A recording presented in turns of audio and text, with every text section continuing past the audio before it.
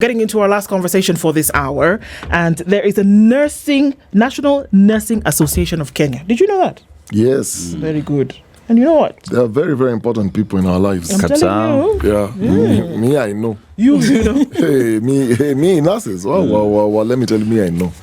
I've had 1, 2, 3. I've had 3 surgeries in my living life. 3 surgeries. I may tell you, after you leave the theater, you go to your wards. There is a certain pain threshold that for men, you cannot stand. You will start screaming. Who comes to your rescue? The nurses. The nurses. Thank you. Now, if you get a nasty one, your life is hell. But for some strange reason, I'm glad we have our guest here today. For some strange reason, you meet a nurse, you can tell this is a nurse. There is a certain way they look. Yeah. There is a certain way they talk. There is a certain way their demeanor is just totally different. Just feel comfortable. They're just angelic. Majority are just angelic. Yeah, there's a reason why when you go to our rural areas, they're called what? Sister. See? Yes. Oh, wow. Yes. Wow. Do I even need to introduce you? Because clearly, Please. at this rate, her name is Clare Mukanda, and she's from the National Nursing Association of Kenya. You know, we could just end this show now because we're talking about nursing realities in Kenya, and these 2 gentlemen have already said, this is where They've already addressed my They've issues. addressed your issues. But, because EVE wants us to at least go till 10, let's just continue that way. Claire, welcome to the hot seat of the Situation Room. Thank you. Our friends at Camry Welcome Trust and in association and partnership are having this conversation this morning. Nursing realities in Kenya. We say a lot, but perhaps we do not know some of the realities, and we're going to go into those today. So thank you for being here. We're going to welcome you to the Situation Room with a proverb. We would like you to interpret that for us. Yes, today we are in Zambia. So when you visit Zambia as a tourist, it is called the real Africa. When you want to go visit the Victoria Falls, it's called the home of Victoria Falls, a beautiful country. Also, anytime you're operating those machines at the hospital, switching off the lights, making sure Okari has appropriate oxygen, the alarm is working and whatnot, they produce copper. So relate copper with electricity comes from Zambia because they are one of the biggest producers of copper from the continent. But let's go to the proverb. One head cannot carry a roof. One head cannot carry a roof. How would you interpret that? Personally, I think teamwork is the key. You cannot do everything as an individual, as a single person. You need somebody else to work with in any journey in life. Yeah, well put, aptly put. Absolutely, you can't do it alone. So Okari just gave lead into some of the things that we're talking about this morning, and that it's unfortunately a group of individuals, whether acting in an individual capacity or working as a community of people, that sometimes we tend to ignore their significance and their importance, except when they are not there. When for some reason they're not there, then we think, hang on a minute, something is missing, especially in the healthcare arena. So when we're talking about nursing realities, let's start from what would be a maybe rudimentary description. Maybe we assume a lot of things, but maybe we don't know. We've heard unglorified doctor used to describe a nurse. We've heard wanted to be a doctor, didn't quite make it, became a nurse. We've heard these things before. What is the reality of what a nurse, what his or her job is? Because we've also always described nurses as just women. We know now, with enlightenment, that men are nurses as well. Yeah. What is the job of a nurse? I would start by saying a nurse is a human being. A nurse has feelings. And when you come to interact with a nurse, put yourself in that shoe that you are also, she or he is a human being. A nurse is the caregiver, is an advocate to the patients or to the life she's handling at that moment. A nurse is the central life giver. I would say she's there 24/7 for that person besides her. A doctor will come, prescribe, give orders, and then he goes. The person will be there for that patient is a nurse. So I would say a nurse is an all-round person dealing with a life. Okay. Yeah.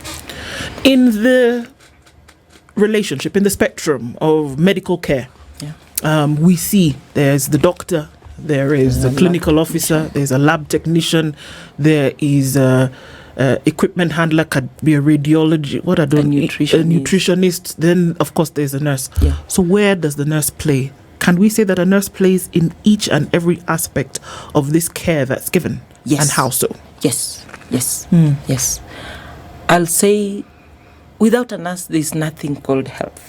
There's no caregiving, because a nutritionist will come, give you the feeds that you're supposed to give. Who will take care of the feeds? It's the nurse. A doctor will prescribe treatment. Who will give the treatment? It's a nurse. I'm the one who will feed that patient. I'm the one who will give the treatment. I'm the one who will observe that patient. In case of any changes, I'm the one who will give the first alert that there's a problem here for this patient to be handled. Yeah. Okay. So usually sometimes we say, we give experiences. Dennis will give us details about these 3 surgeries that he's had at some point, I'm sure, and then he'll tell us how his life or death experience came through. But I imagine, so after a surgery, and then, you go into theater. I don't remember what happened after that, but, there's a nurse. She's there taking vitals and all of those things when you present yourself to hospital before they prepare you to go into surgery.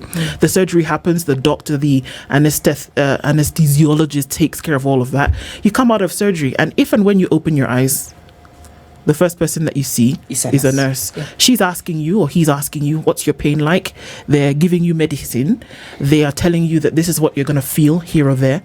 And then they're saying, okay, well, you need to rest. They're the ones who come and kick out your visitors when it's time for them to go. They're the ones who now put on the lights at 4 a.m. and say it's time for you to have your medicine and all of that. This is not just motherly care. This is coming off of education, isn't it? You go to school to learn all of these sciences and also the care part of it. So it's not something that if you're born with the care, great, but you have to actually go and learn this. And I'm saying this because we often think that, you seem nice, you can be a nurse. It's a little bit more than that, isn't it? It is. It is more than that, because the 3 years that one goes to school, you don't just learn how to greet, share with this person. You learn how to take care of the person, his mental, physical and social well-being. You have to be there all round. You have to educate this person.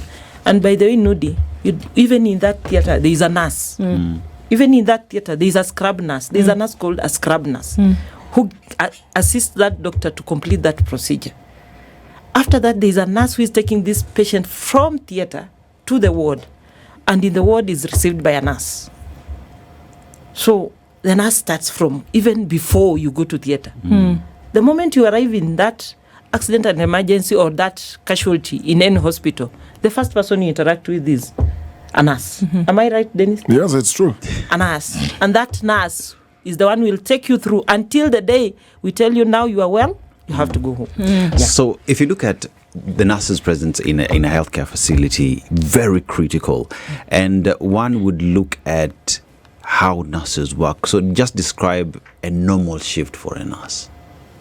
A normal shift in Kenya. A day shift is 12 hours. A nurse will report on duty at 7:30, has to leave at around 6 p.m. This nurse has to receive the report of the patients in the facility, in the unit, has to take the vitals, has to give medication. There are patients who are bedridden, we have to bathe them, regardless of the sex. You have to bed this patient, make sure the patient is comfortable. If the patient is going to theater, we have to prepare the patient. If the patient is inside and can't feed, we are the ones to feed the patient. Up to the time you have to hand over, that is at 6 p.m. And the patient ratio, nurse to patient ratio, is something we cannot talk about in Kenya. Because you might find one nurse handling around, it's in a general ward, you might be having around 15 patients. In 12 hours, tell me, what will you have done and what will you have not done? So those are the gaps. From morning to evening, that nurse is there. You have to start with medication, feeding. You have to address the relatives when they come. The way you said, we have to tell them out. Now I have to be there to handle those relatives. After that, I have to come again and deal with my co-person who has brought me to the hospital, this patient, whom the relatives have come and gone. I have also to reassure the patient, I'm here for you. After your relatives have gone, I'm still here for you. I have to give medication. In case of anything, I have to document what I have done the whole day. I have to tell the doctor, this patient, I think is improving. This patient needs this and this to be done to enable the patient to do well. Okay. Yeah. Yesterday we were told how we have in certain parts of this country where you have a ratio of doctor to patient, where you have one doctor attending to 3,000 patients. In a typical scenario in this country, you talked about the shift where a nurse is handling 15 people. 15 people, that's in one shift? In one shift. In just one shift? 12 hours. 12 hours. Yeah. So, how do nurses handle burnout? The reason I'm asking this question is because I've been in hospital, and you find a situation where you're coming off from theatre, you go to the recovery room, you have your nurses there who are going to take you to your wards. Then this same person keeps coming after, in intervals, to come refill the IV, give you some medication, make sure how you're feeling, how is the pain level, and so on and so forth. And this person has to leave in the evening, from morning all the way to evening. And I'm not the only patient, there's so many other different patients.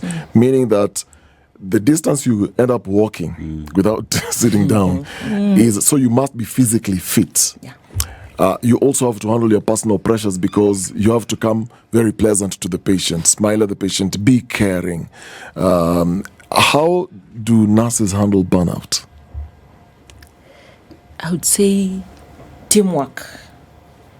We are 4 on duty, we have to work as a team. Because if I say I'll work alone, at the end of the day, I'm a human being, I'll break down. So we handle it as we do. Mostly we have to talk it out. We share a lot, by the way, as a team. When we are on a shift, maybe we are 4 or 5 of us in a shift, we have to work as a team. When there is something that you feel that you cannot handle, you will request your colleague to take it up. That's how we'll handle it, and it can never be over. Do you feel nurses get the same policy attention as, let's say, doctors? Because there are different layers. But a nurse is supposed to know atadunga shindano isa, so this nurse has to know how to do it. You have to administer medication, meaning you have to have some level of understanding of how the pharmacy works. Then you have to, you've said, you sometimes end up cleaning the person if they're not able to clean themselves. Or if they can't even go to the washroom, you have to assist them in doing that. You take in all these different things. But when it comes to now policy, do you feel that nursing is received or treated the same or given the same policy attention as other areas of healthcare in this country? I would openly say no. We are not getting the equal policy attention. If at all we could have gotten equal policy attention, I'm sure the shortage that we are experiencing in the nursing fraternity couldn't be there. Couldn't be there. Because if we compare the World Health Organization ratio to the current ratio in Kenya, we are... What are those ratios? Ideally, a nurse is supposed to handle 1 to 6 in a general ward. That is a general ward. In an ICU, you are supposed to be 1 to 1. But what do we find? In an ICU, you'll get a nurse handling 1 to even 5. In a general ward, 1 to even 20. Recently, I was with a nurse from Kerogoya who was telling me, in a newborn unit, she was alone with 48 neonates. Tell me 48 neonates, which means you're handling 96 patients. I'm talking of the mother and the baby. This is one nurse? One nurse. And that's one shift? One shift. Working alone? What time will she even get to take a cup of tea?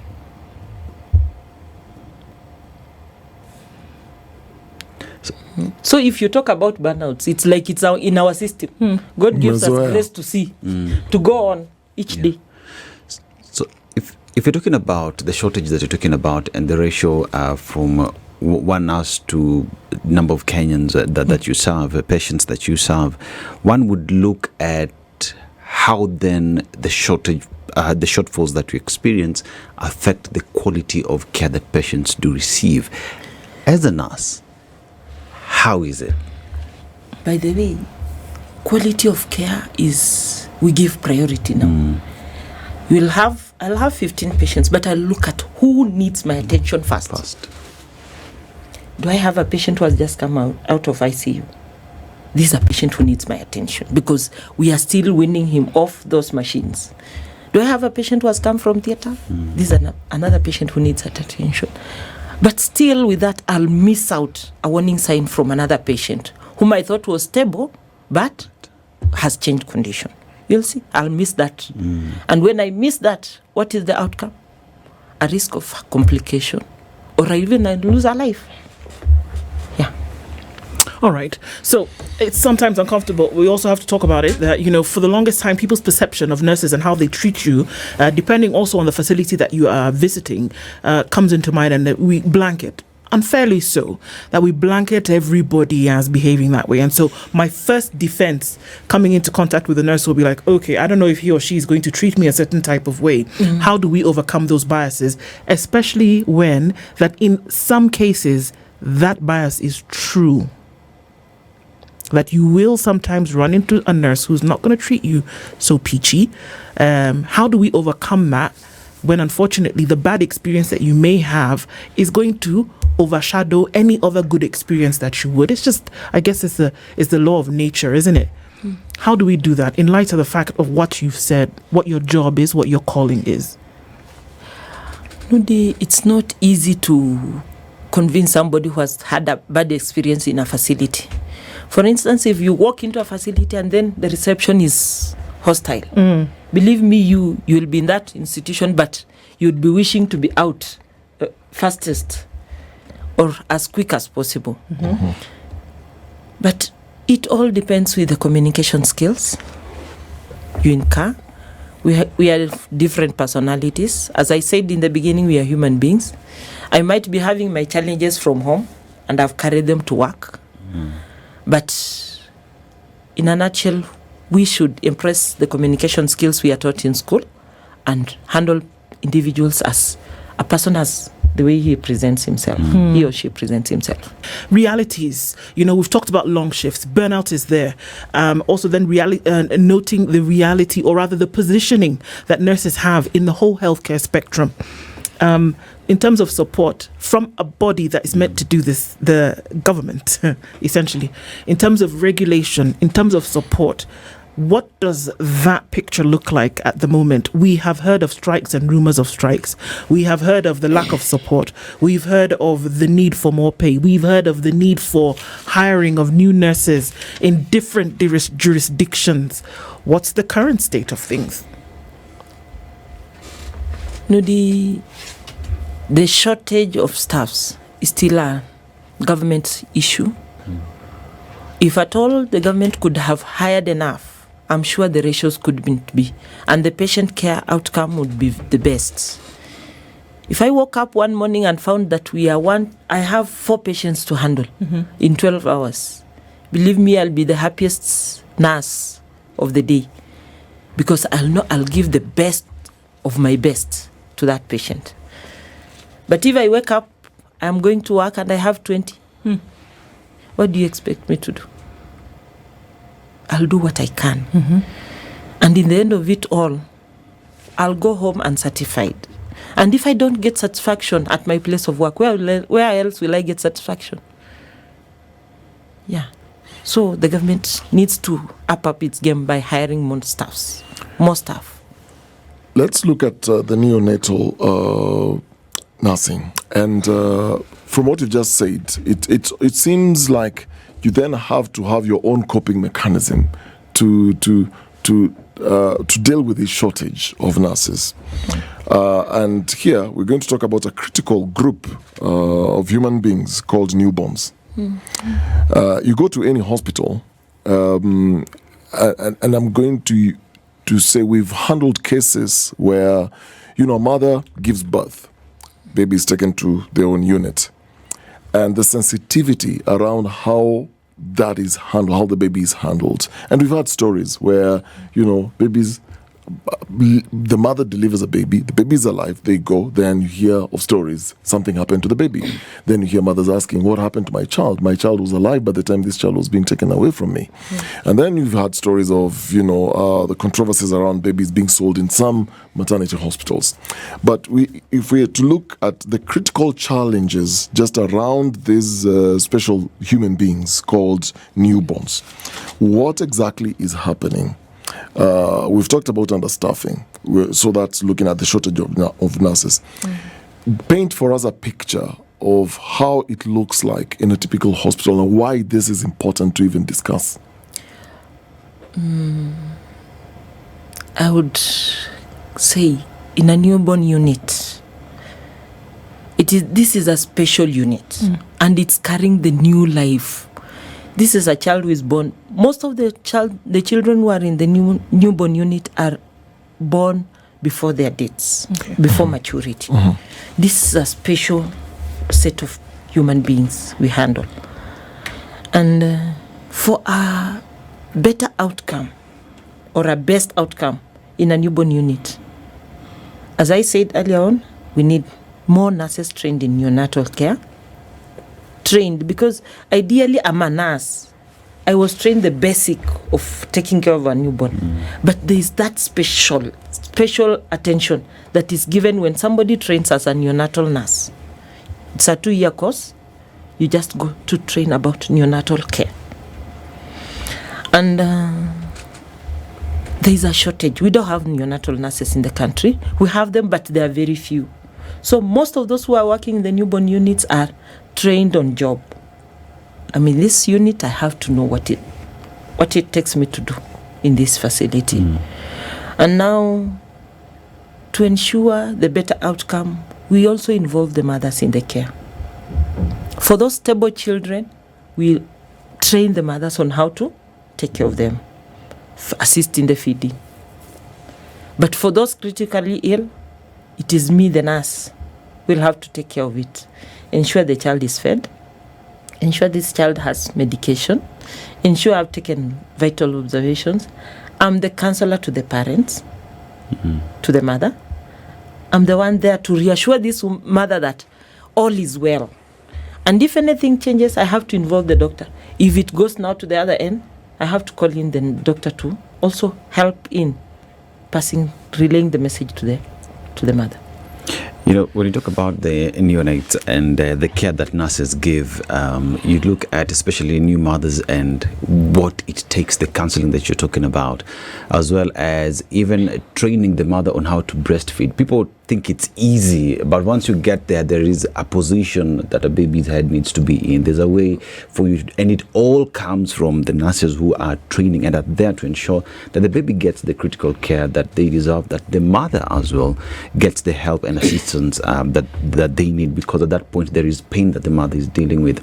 But then again, you look at already in the neonatal space, the nurses are few, and this comes with a toll.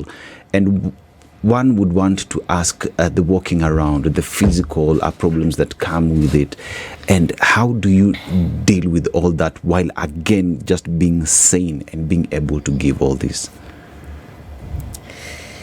I think, Dennis, I would openly tell you that we try what we can, because putting yourself in that shoe of this mother just gears you to move on. This woman came into the hospital anticipating to go home with the baby. What do? I have to give my best. Regardless of what I'm facing, the burnout and the rest, I have to give my best to ensure this mother has the comfort that I have entrusted my child to these people, and I'll have to, when she comes back, because they come express the milk and go. She comes back, she expects to see this child still there. So what do? I have to give my best. I have to give my best. Regardless of what I'm facing, I have to apply and give it out. Yeah. When you look at the training that is going into nurses who are coming up in the profession, would you say that, and this is interesting because there are quite a number of calls for nurses outside of Kenya. And there are certain countries which make these calls. The UK is a big one. Canada is a big one. Germany, another one.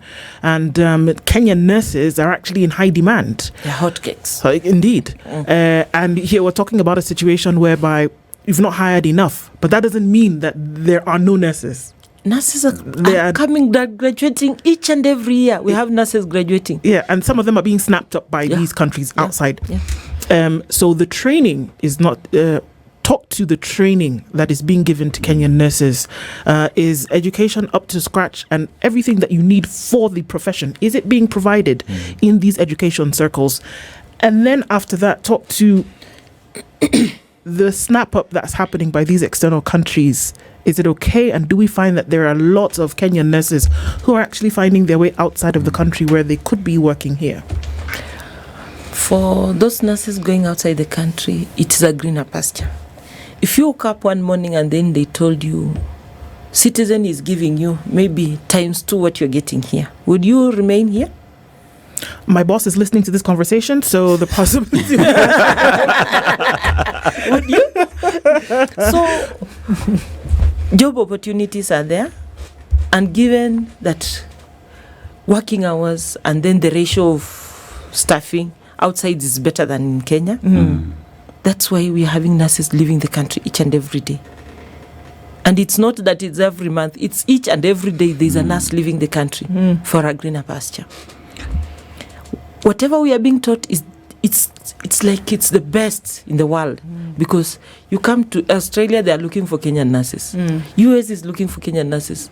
Even the Arabian countries are looking for Kenyan nurses. Why? Because we are giving the best. We get the best from our MTCs, we get the best.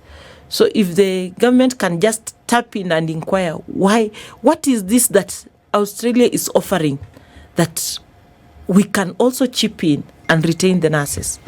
Well, they're offering the dollar. Yeah. So if that is the dollar, then let the government also impress the dollar and then retain the nurses. So, apart from the greener, the assumption is when you hear nurses leaving the country for greener pastures, it's taking care of the old people in homes, cleaning diapers, cleaning them, putting diapers and doing all those kind of things. There is a way the profession, to some degree, to some people, may appear very degrading, like you're at the bottom of the medical field, because you're the ones who handle, like we say, typically in a hospital, when a patient is not able to take care of themselves, it's not the doctor, the surgeon who comes in to just tick the boxes and see us asking, did you do this? Yes. Did you do this? Yes. If there's something wrong, the doctor will walk away. It's you, the nurse, who's going to then take care of this patient.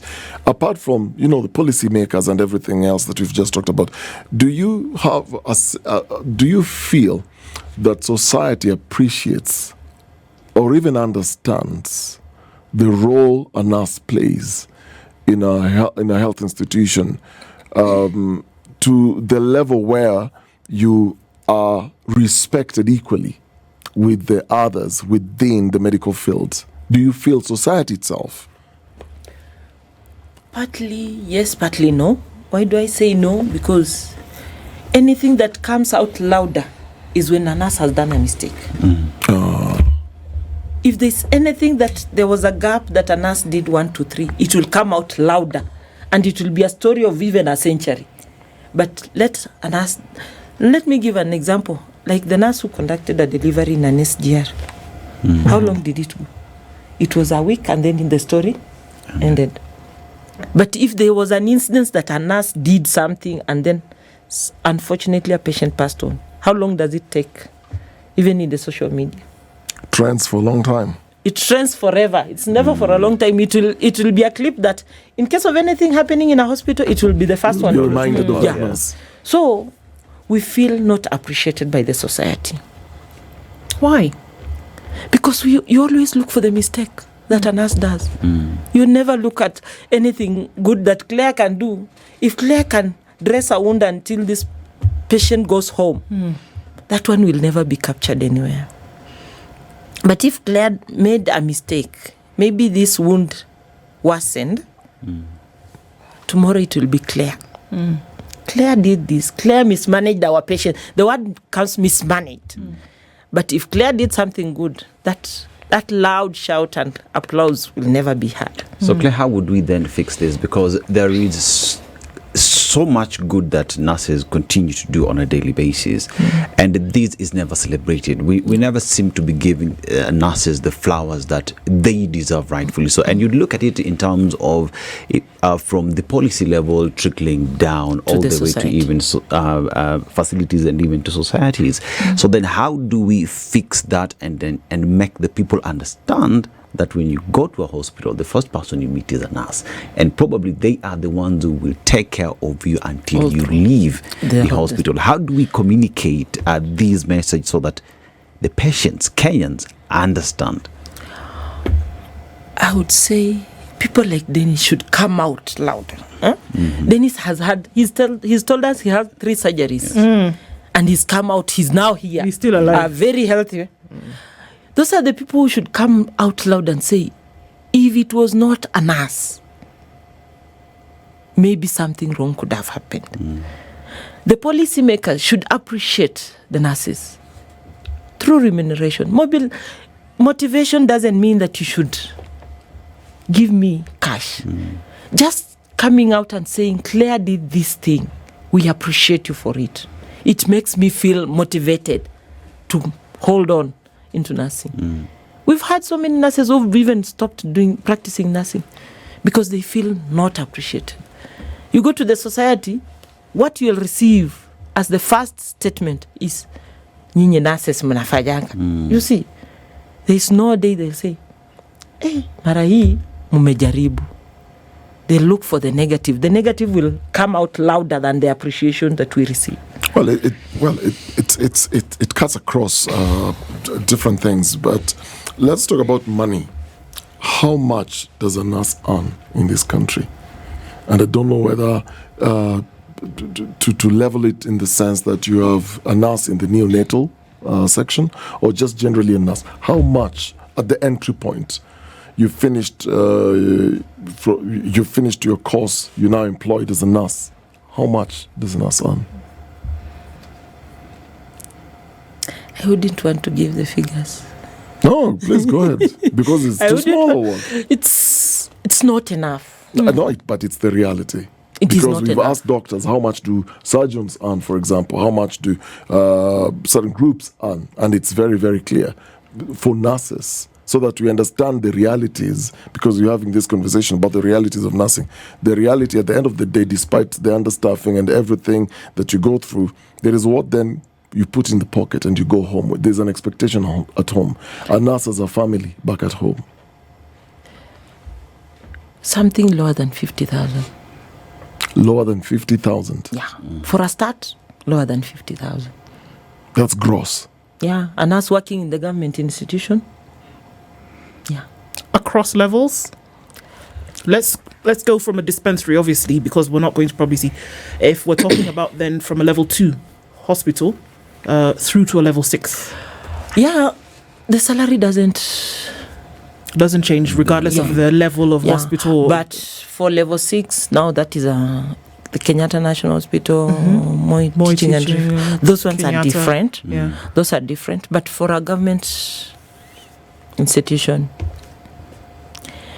including the allowances, we are there. You know, it's a difficult conversation to have, because if you look at even what the doctors usually push for, especially when it comes to the intern doctors, whenever they get in, you're talking about 200,000 for an intern doctor that they're pushing through KMPDU. But you're talking about a nurse who's been employed getting less than 50,000 bob. And one asks the question, is it that policymakers do not understand the importance of a nurse, or is it that they just don't care? Where would you place the blame on? Maybe they don't understand the impact nurses give to the society and to the institution. One thing I would just say if you woke up one morning, Dennis, and you found all nurses out of hospitals, who will give that care?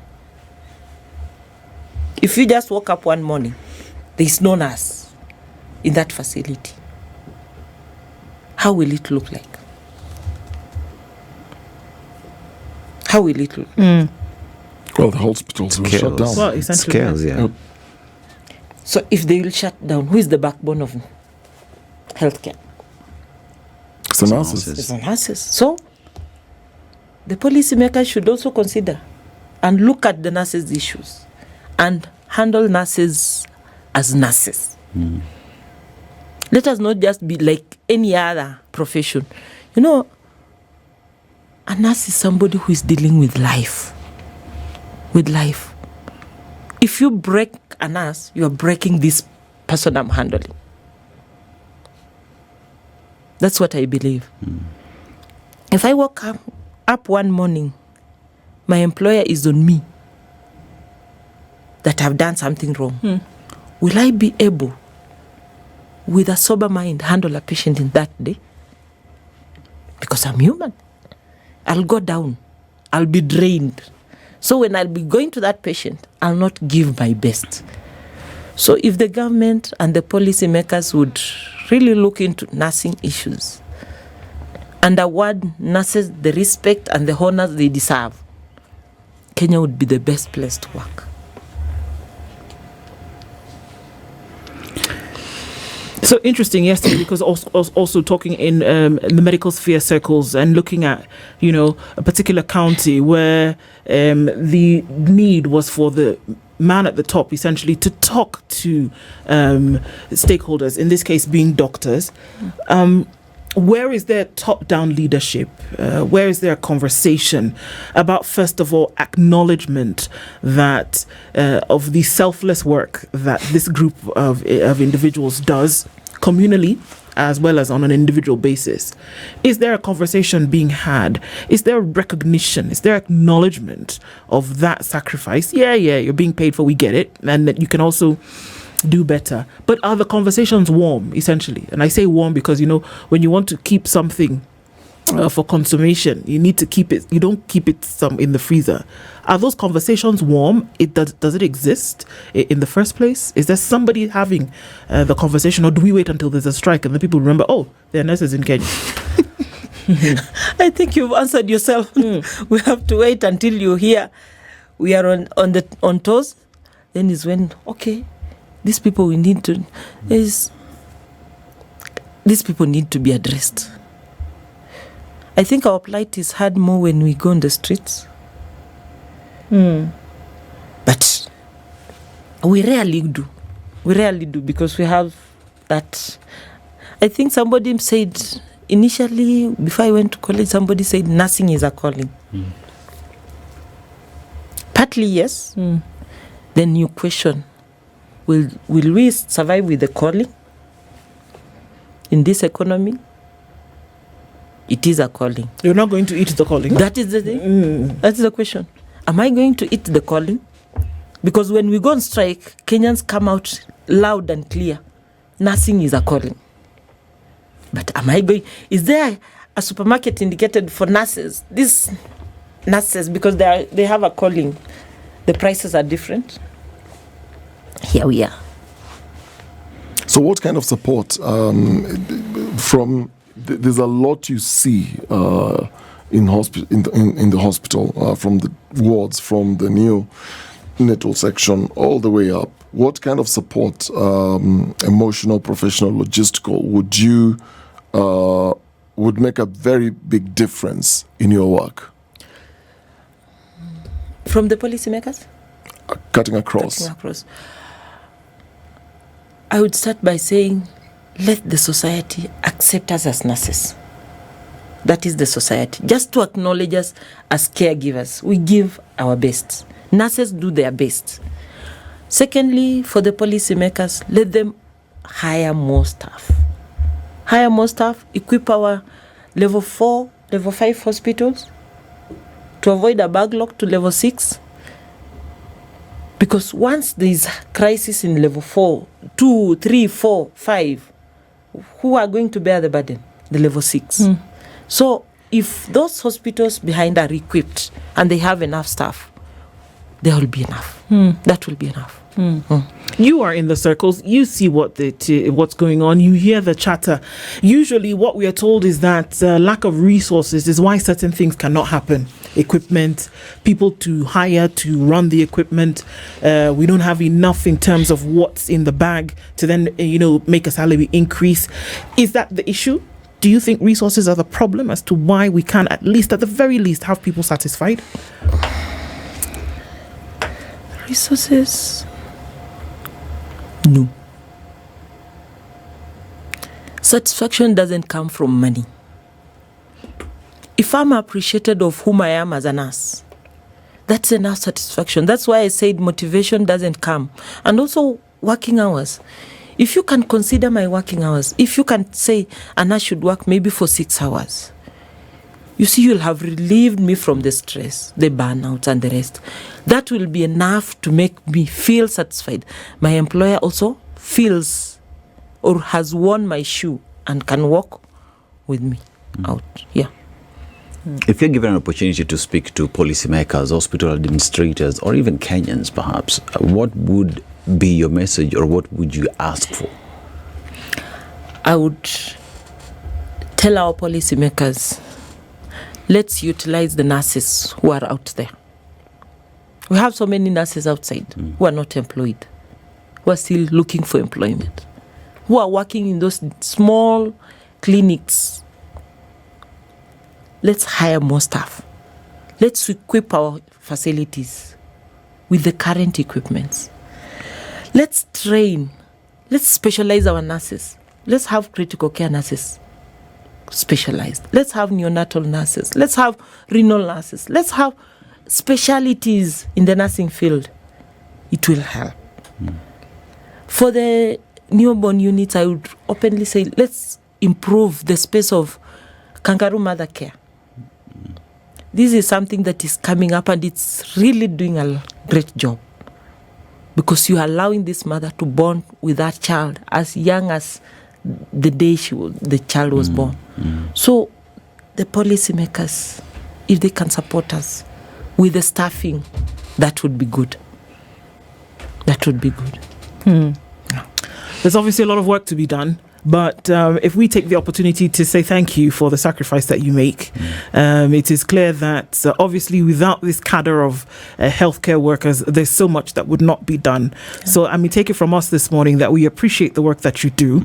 And it is our hope that folks will rally around in concert to make sure that satisfaction, not just through resources, is guaranteed. Looking forward to a time whereby nobody will have to look outside to then be able to work. Thank you for that.